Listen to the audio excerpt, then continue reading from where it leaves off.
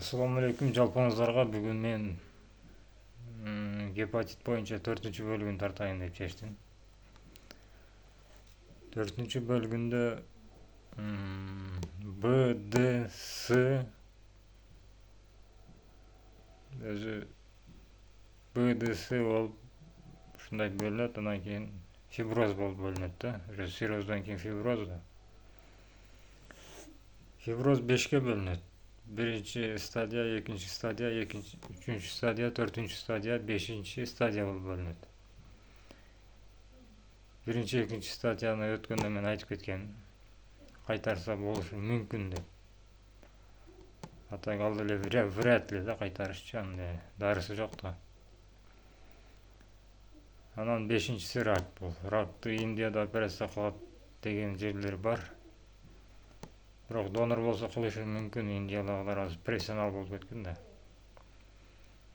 Ошон үчүн рак болгончо барып пересадка кылып келиш керек. 4 стадияда уже барыш керек да сөзсүзчү. Сен акыбалың жакшыбы, начарбы, кандай болбосун барып келиш керек. Акыбалым жакшы эле деп мен көп жүрө бербеш керек да. 1-2 жыл, 3 жыл жүрсөң болот.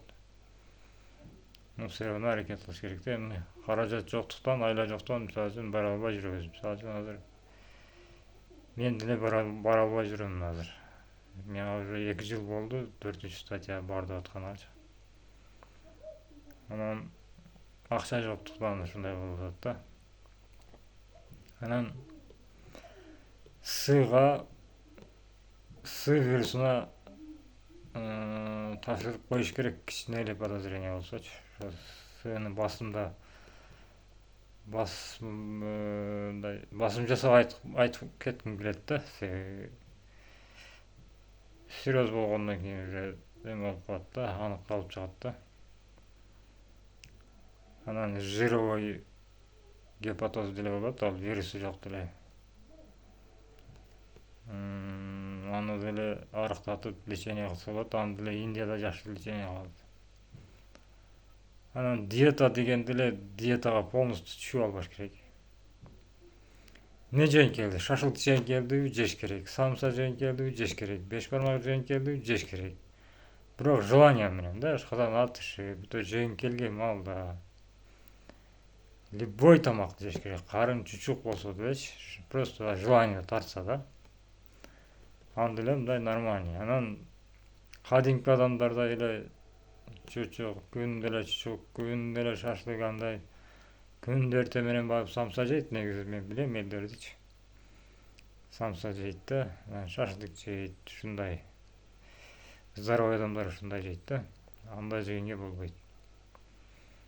Анан көбүнчө гуляш бар, мисалы үчүн биштекс бар, свекла менен суптар бар, капуста шорпо, көп мындай интересный тамактар, салаттар бар. Ошолордон жеп жүрсөңөр, наоборот, силер күчтүүрөөк болуп, наоборот, мындай толосуңар. Анан жанагындай кылып эле басмырлап эле шашлык, самса жей берсеңер, наоборот, арыктап, кислотасы көбөйтүп, боозуңардан жанагындай аччык өт чыгып, ушундай боло берет да. Анан врачтар көбүнчө айтат, азыр видео көпкө чоюлуп кетет, мейли. Оор жумуш боло берет дейт да, гепатит мисалы үчүн Бны жуктуруп алгандарга. Бирок оор жумуш болбойт, категорически болбойт. Мен айттым го жанагы оң тарабың такашат сен эме кылсаң, оор жумуш кылсаң. Анан кийин коллективге катары сен иштей албайсың, алсыз болосуң.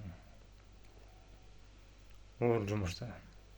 Мисалы үчүн обедтен обедке жетпей сен ашказаның жабышып калат. Анан 1-2 туура менен жарым кесе тамакты араң жейсиң да. Анан ошентип отуруп серьезго айланып кетесиң да. Ошон үчүн оор жумуш кылбай, жеңил жумушка өтүш керек. Мисалы үчүн компьютер, ноутбук, мисалы үчүн базарга соодага өтүш керек, водительге өтүш керек. Ушундай бир жеңил иштерге өтүш керек да. Бул 4 бөлүк болду. Азыр көп чөйө бербей. 5-синде дагы интересный нерселер көп. 5-видеону эртең киргизем. иншаллах.